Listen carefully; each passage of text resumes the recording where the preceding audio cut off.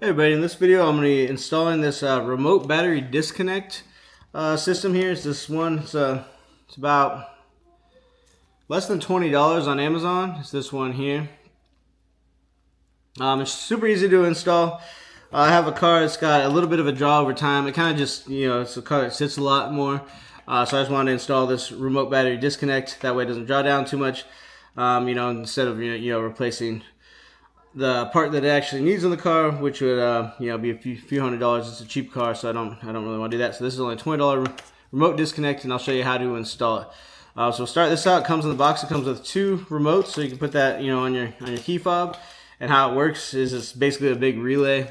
You'll hit the on button to have it on. Hit the off button, and you should have no power to your car then. So if you have a car that you store a lot, or maybe a boat or whatever, you can use this, turn it off, then you have no draw on it, while it's stored. So first, just gonna install this negative cable onto here with a negative terminal. And it's pretty much just gonna go in line. You'll install this onto the negative part of your battery, then this to the positive so you can activate it. But we'll get to that when we get to the car here. So I'm just installing this negative, kind of just gonna pre-assemble things here before getting it out to the car. So we'll tighten that tight, but not too tight. Won't break anything. And then these are kind of all pre-assembled here, but loose. So I'm just gonna kind of cinch them down a little bit, but I still want them a little bit loose so I can move them to where I want them to be on the car. Alright, we'll go there. I can still move everything around here, and we'll set that up how we want it to be on the car. So we will take it out to the car now. Alright, so we are on a Volkswagen here, so we have the negative on this side here. It will be different on different cars, so just make sure you go to your negative side, don't hook it up to the positive side. But we're just going to go ahead and disconnect the negative battery cable here. And I can pull that off. And then I will take the relay and just kind of get it in a good spot to where the negative can now move to there. Like right there is good for me. So basically these are all loose right now, and then we can kind of adjust them and hook them up as we want them to. So I will tighten that down onto the negative part there.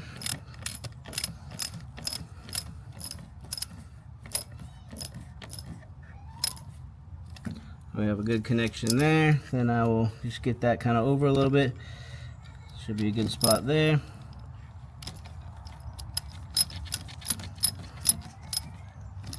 That one tight. These all come loose from the factory, so just make sure you tighten them.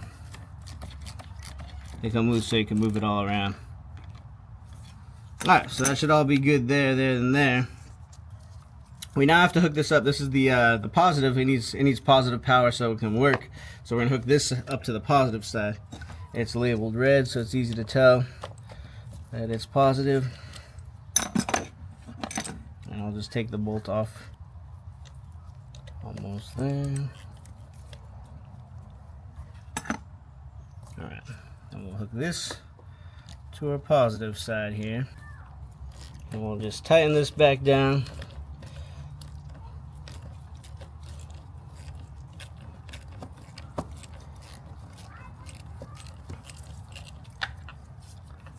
Just kind of line this up a little bit. It'll bend it a little bit, the new wire, but that's okay.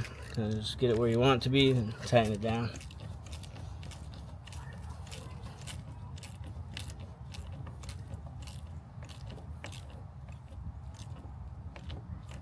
Alright, so we have the positive cable tightened down. That's how the whole thing will get power. Now a good spot to put it probably would be to go like that. I don't know if I might switch it up. So I don't really like how the positive goes over the negative right here. If that was to rub through, it would be a big arc right there. So I'm going to flip that to the other side of it like that. And I kind of like it like that a little bit better. Just kind of tucked away there. That way it's not going to accidentally touch that negative cable there. Alright, so we got that tight. We got that tight. Everything's tight there. And we can put our negative back on. You don't really have to worry about the negative touching the body or anything. I mean, you don't really want it to touch the body, but if it was to accidentally touch the body, it's not going to cause any problems. I'm just gonna squeeze that down as far as I can on here. About as far as I can get it on there. And we'll just tighten that down there.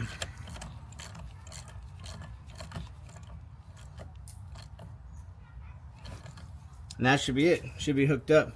So we'll test it out here. So we'll check from under the hood here, see if we hear it click. I heard it turned on there, so that was the on. So that should give us power. Let's go. We'll check inside the car real quick. You can see if we have power. So as you can see, we do have power here. Let's start the car up. All right, I'll turn it off. And just from here, we can see we still have power, right? Let's see if we just hit the off button. No more power. Well, I turn power back on. Bring power back to the car. So pretty awesome for 20 bucks. Nice little deal.